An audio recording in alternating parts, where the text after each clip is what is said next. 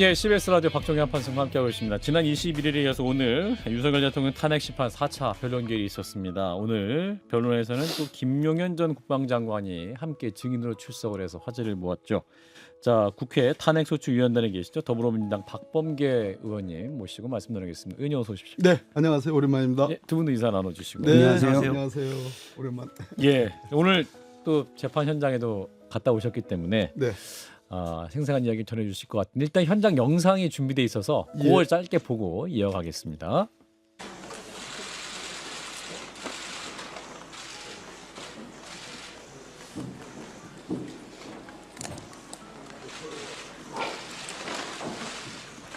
예, 대통령이 오늘 이제 헌법재판소 대신 판정에 입장하는 장면이고요. 그래서 오늘 이제 또 변호사들과 입장을 나누는 인사를 잠깐 나누고 이제 소리만 좀 나갔던 그런 장면입니다. 공개된 게 이 정도여서 저희가 보여드렸습니다. 자, 일단 의원님 오늘 전반적으로 4차 변론결 어떻게 보셨는지 총평하신다면.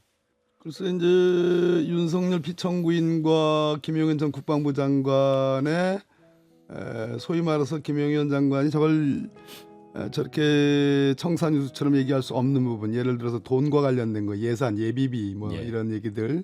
제가 이제 국방위에서 경험을 뭐 수차해봤기 때문에 이분은 법규, 법과 돈 이거에 대해서는 잘 정통하지 않습니다. 작전통이기 때문에. 그런데 아주 정밀하게 그거를 다 이렇게 막 수리술수리 얘기를 하는 거 보면서 기본적으로 피청구인의 변호인들과 어느 정도의 뭐랄까 뭐 짬짬이라 하면 너무 과한 표현이고 뭔가 아무튼 알고 나온 거다. 그런 측면. 그럼에도 불구하고 윤석열 피청구인과 김용현 이제 주임무 종사자 사이에 결정적인 소위 안 맞는 부분, 균열이 발생했고 그것이 재판부에 굉장히 강력한 이미지를 줬다, 인상을 줬다. 특히 윤석열 피청구인 변호사들의 아마추어적인 것, 예를 들어서 쪽지는 제가 뭐 이 CBS 나와가지고 굉장히 Are you crazy와 관련된 그런 건데 그 쪽지가 굉장히 급부상한 거거든요. 영장 발부의 기본적인 요소였고 비상입법기구 관련 비상입법기구 국가 비상입법기구 정확하기는 그리고 문영배 헌법재판소 대행도 역시 직접 물었던 내용이고 그것을 피청구인 변호사 측에서 이거를 제시하면서 김용현 장관에게 물었다는 거는 자기들은 모르는 문서다 이렇게 대통령의 기준으로 놓고 볼 때. 그렇죠. 그런데 그거를 아는 문서를 전제로 해서 야 이거 네가 작성했지 뭐 어쩌고저쩌고 하니까 역시 문영배 재판장께서 그러면 니네들 이 문서 인정하는 거냐. 그래서 바로 증거를 채택했습니다. 채택을 한 겁니다. 그게 굉장히 중요한 거. 그다음에 길게 할까 아니면 질문을 하면 답을 할까요? 아니 계속 그 부분 말씀하세요. 그다음에 두 번째 그것이 결국 이제 피청구인 변호사들의 아마추어적인 그런 측면이 그대로 노출이 된 것이고 두 번째는 저는 정영식 재판관과 김영두 재판관의 마지막 증인에 대한 마지막 신문에서 정영식 재판관은 국무회의를 굉장히 강조하는 분이거든요. 근데 국무회의에서 이 비상계엄의 요건이나 일시나 지역에 대해서 대통령이 주재하는 회의니까 직접 그것을 국무위원들과 그 주제를 세밀하게 논의했냐 여부. 그건 당연히 없었죠. 포고문으로 대체했다라는 게 김용현 장관의 증언이니까 그것만으로 이미 이거는 위헌이 중요하다라고 정영식 재판관은 읽은 것 같고 제 느낌. 느낌에 하이라이트는 김영두 재판관. 김영두 재판관이. 김영두 재판 제가 잘 아는 분인데 김영두 재판관은 포고령 1호에 있는 국회에 대한 정치 금지, 그 국회는 못하게 돼 있잖아요. 그거랑 소위 그 쪽지 기재부 장관에게 줬다는 그 쪽지에 국가 비상 입법기구의 어떤 예비비 예산 지원 요 두 개를 합쳐놓고 보면 국회의 기능을 정지하려고 했던 거 아니냐. 어마어마한 발언입니다. 재판관의 질문 자체가 재판관 질문 자체가 결국 국회 기능을 정지하려고 했던 거 아니냐. 전 거기에서 그냥 정말 소리는 못 냈지만 그 점이 가장 하이라이트였어. 뭐라고 답변했습니까? 그 질문에 대해서? 그거 아니라고는 하죠. 근데 재판장이 이미 그 포고령 1호와 그 그 국회 비상입법기구라는 것을 김용현 장관은 기재부 내에 두는 입법기구 뭐 어쩌고 이렇게 설명을 했거든요. 기재부 내에 입법기를 두는 예, 예, 것이었다. 긴급 재정명령과 관련해서 아하. 헌법 76조 그것은 말이 안 맞거든요. 말이 안 맞. 그러니까 재판관이 그렇게 물은 거죠. 그러면 정리를 하면 그 문영배 헌재소장 권한대행이 그 쪽지 그러니까 그 그걸 권한대행 채택한 거. 그걸 증거로 채택했다는 부분 예. 그리고 마지막 부분에 하이라이트적인 질문으로 그 쪽지 정영식. 그리고 그 다음에 그 국무회의. 국무회의 그것을 잘 절차도 하지 못했다. 예. 그리고 개헌포고령 절차에 어떤 국회의 기능을 마비시키려 하는 그 부분. 그래서 결국 그것이 질문이 핵심적으로 나왔다. 그 예. 부분이군요. 그렇습니다. 박 실장이. 네, 저도 말도 안 되는 소리를 계속 해가지고 예. 대통령이 무슨 하루짜리 뭐 이건 실패한 계엄이 아니고 빨리 끝난 계엄이다. 그러니까 하루만 하려고 했었다. 뭐 개헌 이런 예상보다 빨리 끝났다. 예. 내가 철수를 지시했다. 이 부분이었는데. 예. 그런데 실제 그 정부사에서 예.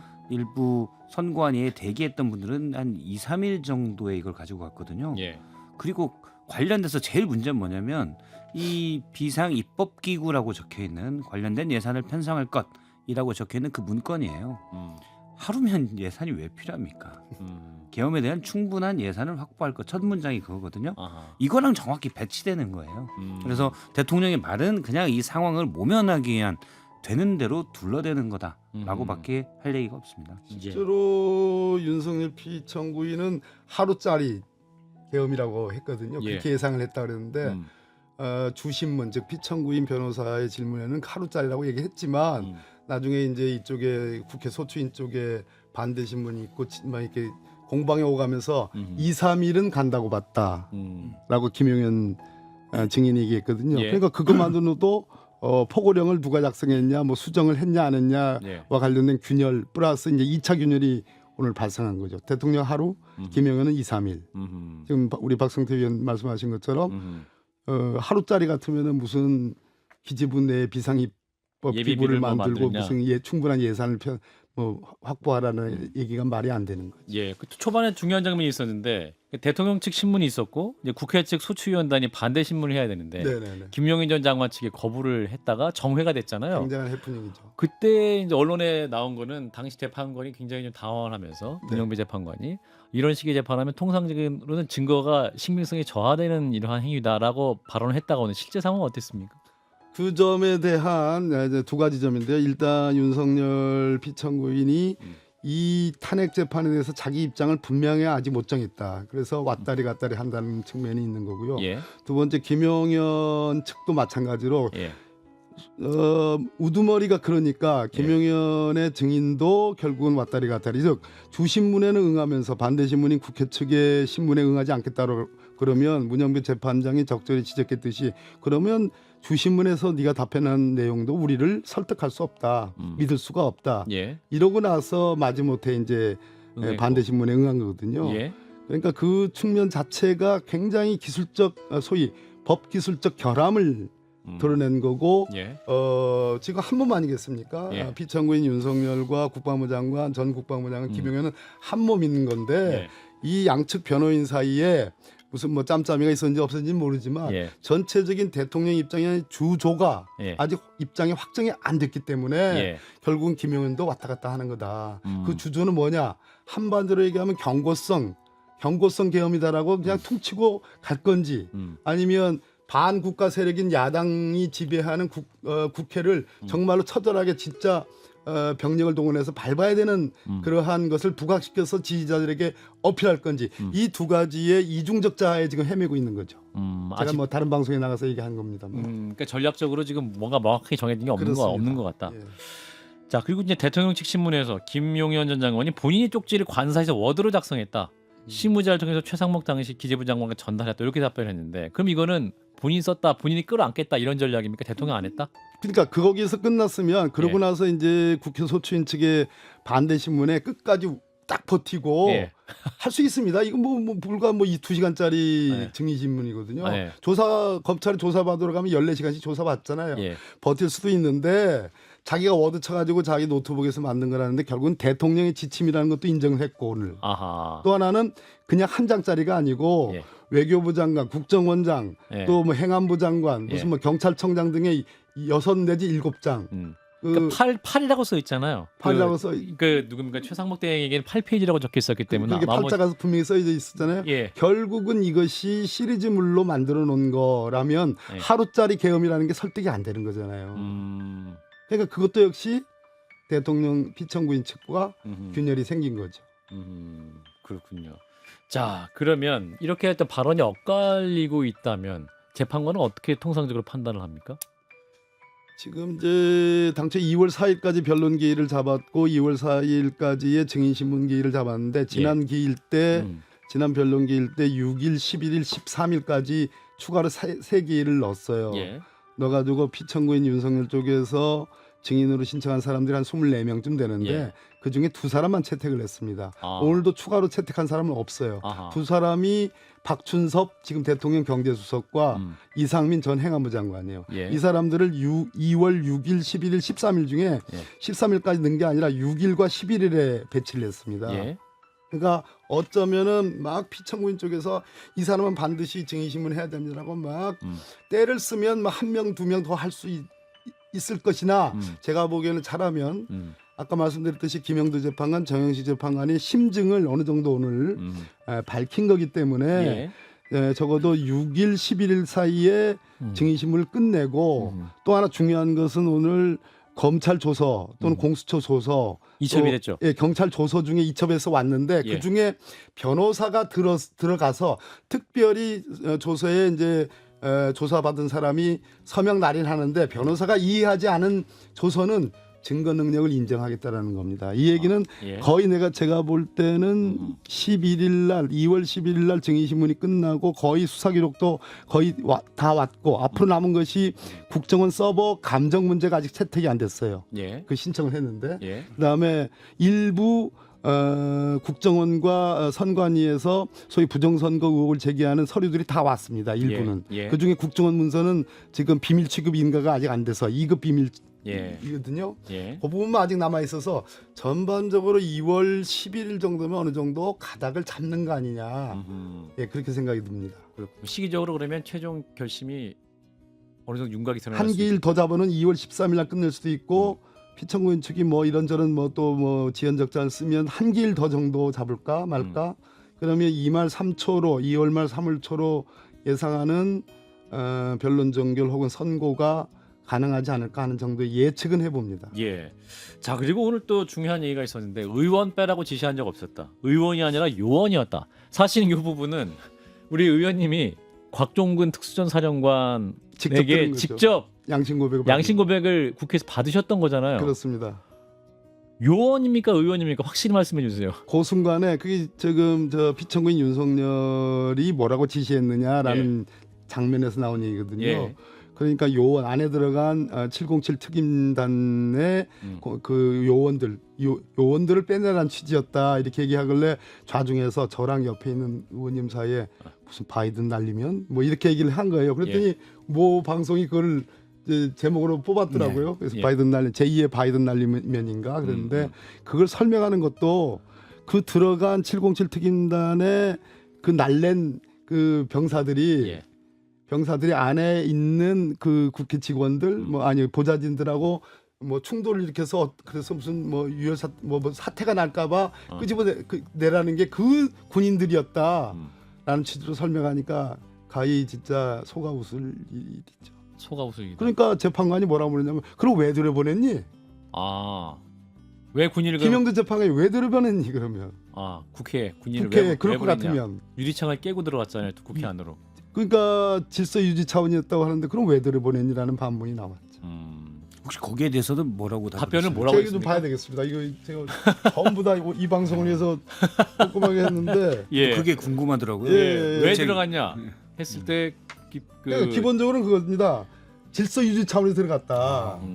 그래서 질서 유지가 도대체 뭐냐 안 들어갔으면 거기서 질서가 어지럽힐 일이 없잖아요. 그러니까 대항하고 저항할 일이 없는데 결국 유리창 깨고 들어갔기 때문에 보좌진들 누군지 다 저를 압니다. 그 보좌진들이 그 분말기 가지고도 이렇게 하고 저항을 한 거예요. 그럼 왜 갔니?라는 질문에 답을 못 하는 거죠. 그냥 질서 유지 차원이었다라는 답에는 없는 거예요.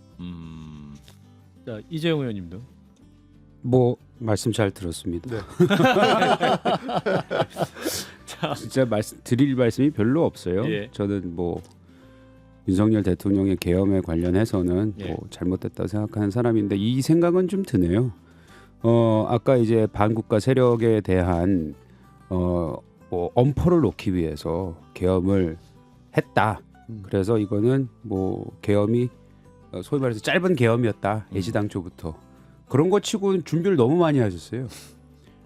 지금 이제 재판에서 나오고 계속해서 증인들이 하는 얘기를 들어보면 그래서 대통령께서 지금 나와서 하는 저 모습을 보면서 지지자들은 굉장히 뭐 좋아하거나 그걸로 결집할 수는 있을 것 같긴 한데 예.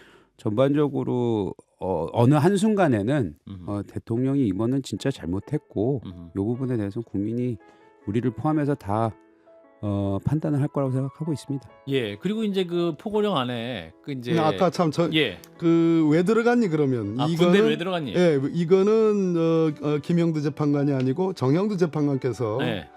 질서유지 목적이면 왜 들어갔나 이 질문을 했습니다. 아주 예. 급소를 찌르는 질문이었고 아까 국무회의에서 구체적으로 대통령이 주재하면서 계엄 요건에 해당하며 어디에 해당하며 언제 어느 지역을 하는 얘기를 구체적으로 설명했느냐라는 것도 예. 역시 킬러 문항이었고 예. 아까 말씀드렸듯이 김영두 재판관이 결국 포고령 1호하고 그 쪽지 기재부 장관에게 줬던 쪽지를 비교해 보면 결국 국회 기능을 정지시키기 위한 거 아니었냐는 질문도 정말 킬러 문항이었죠. 김형두, 정영식 재판관 두 분의 질문이 되게 중요했다라는 건데. 자, 그리고 이제 김용희 전 장관은 오늘 발언 중에 주목할 게 이거였어요. 부정선거였는데 사실 대통령도 이제 부정선거 우리의 선거 시스템을 좀 봐야 될 점검할 필요가 팩트 확인을 위해서 그랬죠. 보냈다 이런 발언을 했었고 오늘 김용희 전 장관은 부정선거 의혹 많지만 확인된 건 없다 그렇습니다. 이렇게 얘기했지 않았습니까? 예. 그럼 이분이 부정선거 없다는 거 확인해 준 거 아니에요? 사실은 의혹은 많지만 확인된 건 없다라고 얘기했으니까 확인된 팩트는 정확히 없다는 걸 말한 것이 아니 다시 물을 수 있을 것 같은데. 그러니까 결국은 확인이 돼서 이게 이제 윤비나 대령이라고 있습니다. 예. 방첩사 윤비나 예. 법무관인데 그 방첩사령관이 여인영이잖아요. 예. 여인영이 출동을 지시하니까 안 됩니다. 구체적 혐의 없이 어떻게 들어갑니까? 이렇게 했거든요. 예. 그 얘기랑 같은 얘기입니다. 결국 혐의 확인은 안 됐다라는 게 오늘 김영희 원 장관 입에서 나온 거고 예. 오늘 제가 또 굉장히 아주 의미심장하게 인상적으로 들었던 내용은 예. 계엄의 사전 준비를 위해서 꽤 오래전부터 준비를 했는데 11월 24일자에 대통령과 이 김용현 장관을 포함한 사령관들의 모임이 있었는데 예. 이렇게 표현했습니다. 있는 그대로 얘기합니다. 감정 기복이 심하다 대통령이 연상되시죠? 그 다음 날은 또 이상 없이 임무를 수행한다. 대통령 업무를 수행한다. 예. 그러면 이 얘기는 서로 반어적인 얘기인데 그 다음 날은 이상 없이 업무를 수행한다는 얘기는 그 전날에 감정 기복이 심하다는 정도가 어느 정도인가 상상하기 어려울 정도라는 걸 느낄 수 있죠. 저는 그것이 굉장히 인상적이었어요. 그러니까 이상 없이 하는 날도 있지만 이상 있게 업무를 수행하는 날도 있었다는 얘기는요. 그런 경우도 두 가지 용어가 있었다는 것이네요. 그리고 적어도 화를 낼 때는 그 정도가 아닌가라는. 제가 들은 얘기 중에 하나는 예. 대통령이 한번 경로를 했는데 예. 술자리가 있었고요. 예. 거기 있던 보통 그런 자리에는 이 대통령이 가는 모든 회의나 이런 자리에는 기록을 하는 분들이 들어가 있거든요. 예. 그분이 울면서 뛰쳐나왔다. 아. 그 상황이 너무 놀라서 아하. 그런 얘기도 들었었습니다. 아하. 보통의 성정은 아니다라는 거죠. 아. 그러니까 앞서 이제 말씀하신 고날일 것 같아요. 그런 날. 네. 그리고 이제 정상적으로 고가 어려웠던 수위가 날. 좀 낮은 날이 일반적인 날이겠죠.